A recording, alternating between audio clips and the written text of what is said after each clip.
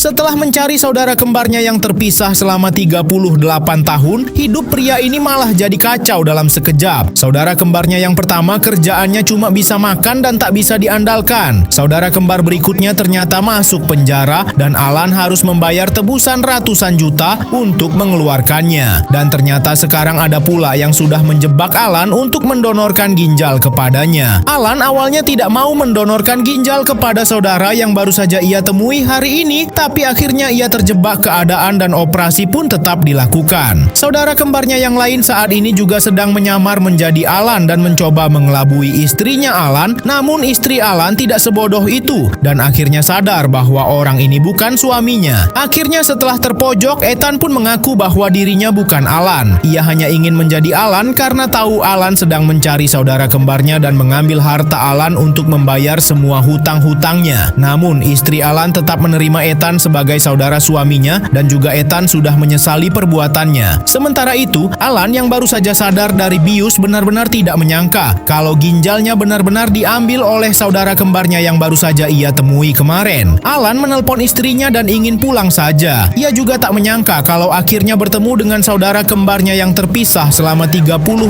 tahun adalah sebuah bencana. Bahkan mobilnya juga dibawa kabur saudara perempuannya. Russell mencoba mencegah Alan, tapi Alan sudah teguh dengan pendiriannya kalau ia ingin pergi dan meminta Russell melupakannya. Namun tiba-tiba ada orang yang menculik mereka. Russell dan Alan dibawa ke rumah ibu mereka dan ternyata ini adalah ulah saudara kembar mereka yang keenam, yaitu Jaspar. Jaspar yang saat ini menjadi mafia dan mata-mata sudah tahu kalau saudara kembarnya sedang mencarinya. Namun Jaspar ternyata tidak terima kalau ia punya saudara kembar seperti Alan dan juga Russell sehingga ia akan menghabisi saudara kembarnya sendiri. Namun Russell punya ide. Ia menyanyikan salah satu lagu acara televisi kesukaannya yang ternyata juga disukai semua kembarannya sehingga hal itu sempat mengalihkan Jaspar yang penuh amarah.